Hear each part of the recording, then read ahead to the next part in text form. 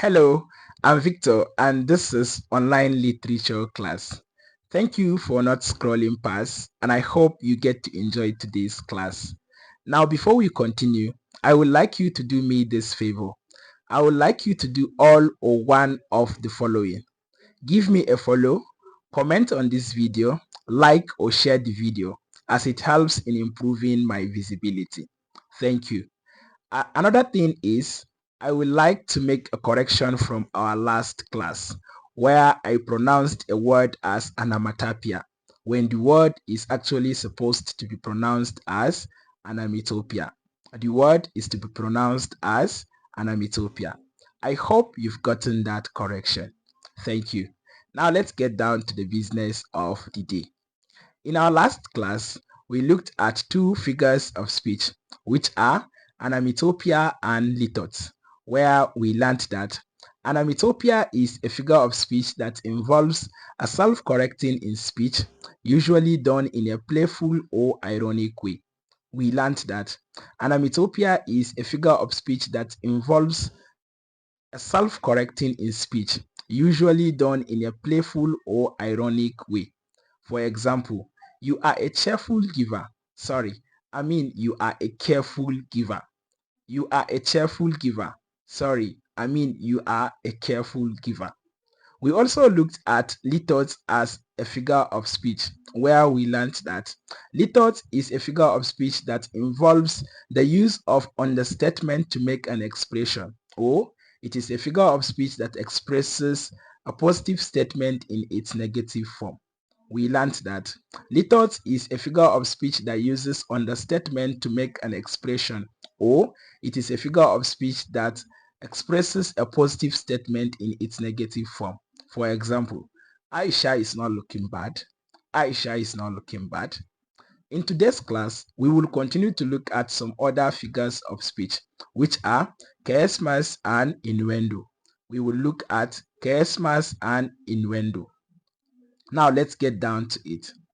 Chiasmus can be defined as a figure of speech that involves a verbal pattern in which the second half of an expression is balanced against the first, but with the parts reversed. I take that again.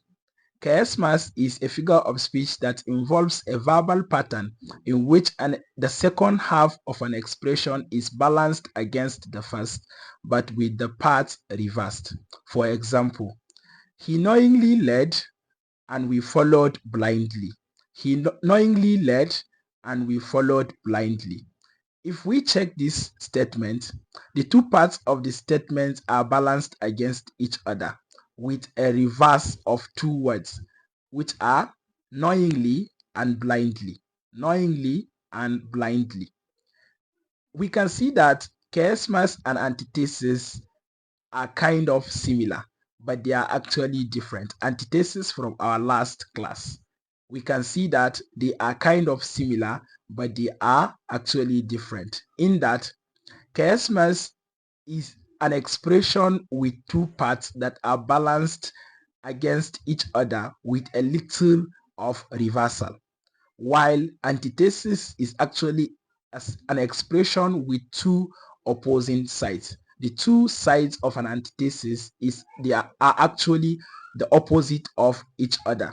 But in chiasmus, they are actually balanced against each other with a little reversal.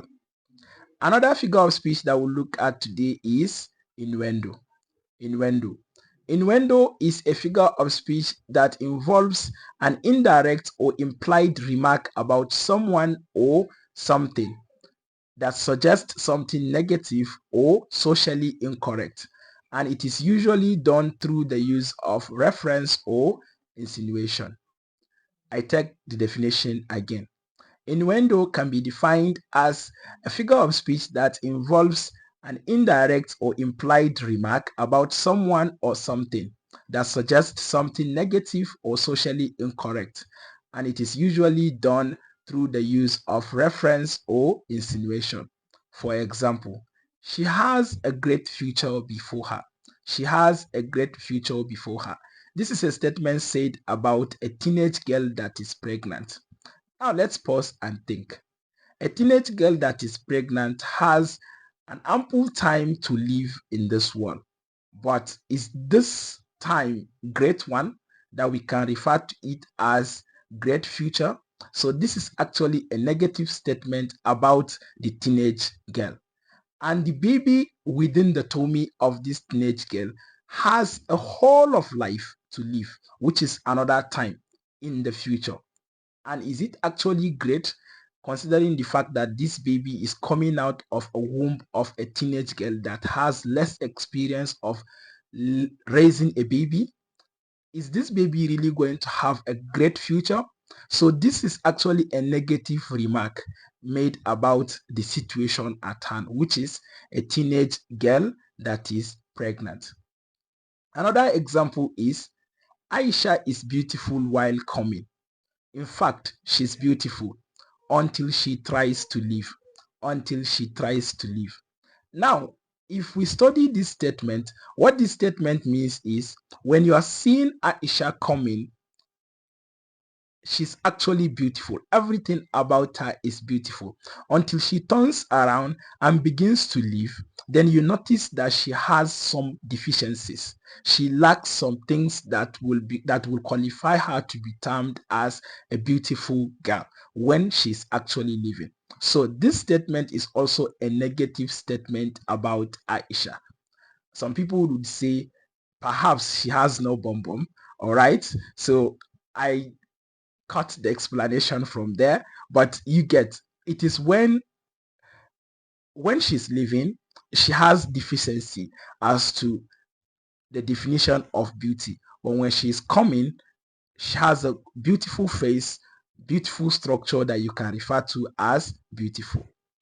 That is it for innuendo, and it has brought us to the end of today's class. In summary, we have learned that charisma is a figure of speech that involves a verbal pattern in which the second half of an expression is balanced against the first, but with the parts reversed.